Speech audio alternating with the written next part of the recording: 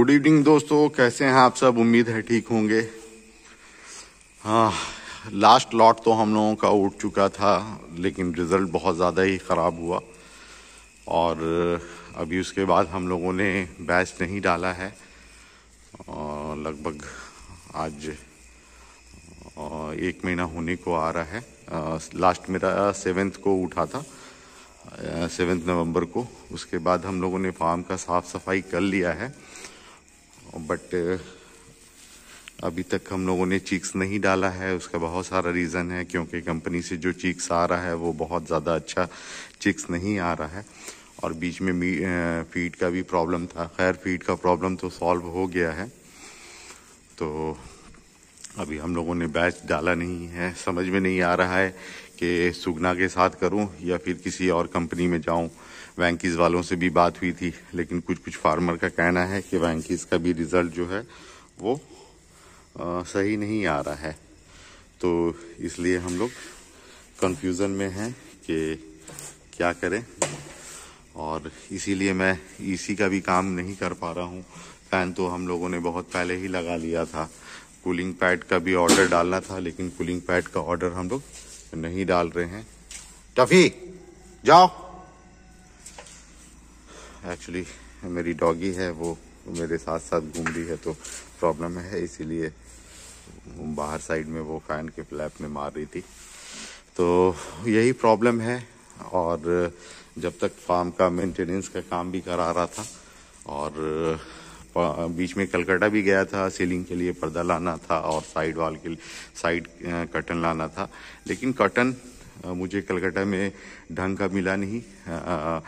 वो मैं 200 GSM का खोज रहा था और सीलिंग के लिए कि कम से कम सीलिंग में मैं 120 GSM का भी मिल जाएगा तो चलेगा, लेकिन पूरी कलकत्ता की मंडी में तिरपाल पट्टी साइड और 1-2 जगह और मैं गया था, तो सभी जगह मुझे 90 GSM का ही मटेरियल था और वो 200 GSM 120 GSM करके बेच रहे थे। 90 वाले को वो 120 बोल रहे थे और कितनी जगह ऐसा हुआ कि 90 वाले को मुझे 200 बोल के दे रहे थे कि 200 GSM का ये पर्दा है।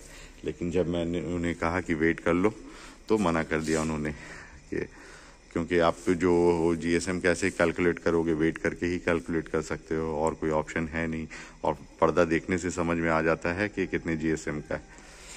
तो खैर, उन्होंने मुझे सोचा था कि इनको नॉलेज नहीं होगा, जो भी चाहूँ बोल के भेज दूँ, तो खैर मैंने कुछ भी लिया नहीं।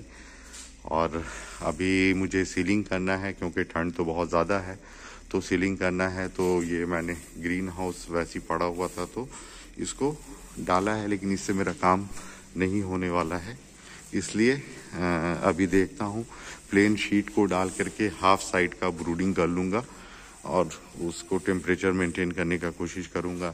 ये कर्टन तो मेरा पूरा ख़राब हो चुका है, जगह जगह फट चुका, आप देख सकते हैं। तो पैच करके भी चलाऊँगा तो 1 लॉट घिस सकता, उससे ज़्यादा पॉसिबिलिटीज़ नहीं है। वो देखिए, उस साइड भी पर्दे का वही हाल है। फार्म को साफ सफाई पूरा कर लिया है, चूना डालना है और देखता हूँ। कंफ्यूजन है थोड़ा सा चीक्स का कि कौन सा चीक्स बेटर होगा। हालांकि सुगना वालों से मेरी बात हुई थी तो उन्होंने कहा कि आप डालें, इस बार प्रॉब्लम नहीं होगा, लेकिन कंपनी में जहाँ तक मुझे पता है कि कोई भी मेडिसिन नहीं है, इवन के आपका एसिडिक एसिड तक नहीं है।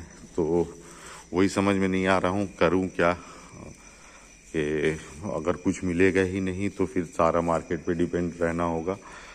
कंपनी से सिर्फ मुझे फीड और चिक्स लेना होगा, बाद बाकी सारा मुझे अरेंज खुद से करना पड़ेगा, क्योंकि कंपनी में कब आएगा नहीं आएगा कोई गारंटी नहीं है। तो अब फाइनली सोच रहा हूँ कि चूना वूना मार के रेडी कर लूँ, क्योंकि कितने दिन बंद रखूँगा। मार्केट का पोजीशन भी ख़राब है, जिसके वजह से भी हो सकता है कंपनियां ध्यान नहीं दे रही होंगी। तो मेरे ख्याल से अब मार्केट ग्रो होना चाहिए, तो कंपनी वाले भी थोड़ा सा ध्यान देंगे। इसीलिए अब फार्म को रेडी करके रखता हूँ और जिससे भी जैसे होगा मैं चिक्स गिरा लूँगा दिसंबर के फर्स्ट वीक में। तो उसी हिसाब से फर्स्ट वीक नहीं, सेकेंड वीक में गिराऊँगा, क्योंकि मुझे तो अपना खुद का करना नहीं है, जो मार्केट देखना है मुझे।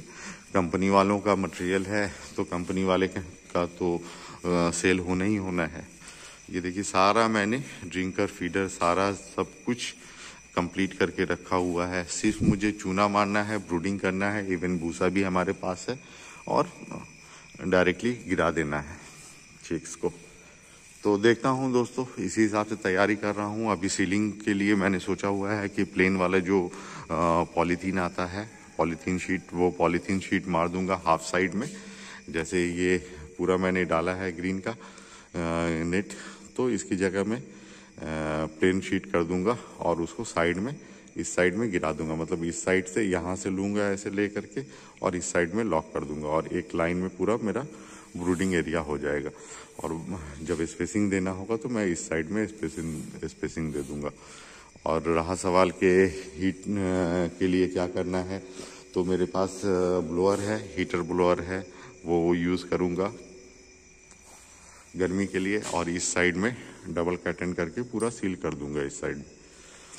और गैस निकलने के लिए इस साइड से ही, इस साइड भी मेरा पैक रहेगा पूरा, लेकिन इस साइड से गैस निकालूंगा और एक हफ्ते पार हो जाने के बाद मैं फैन से भी निकाल दूंगा गैस, तो प्रॉब्लम नहीं होगा।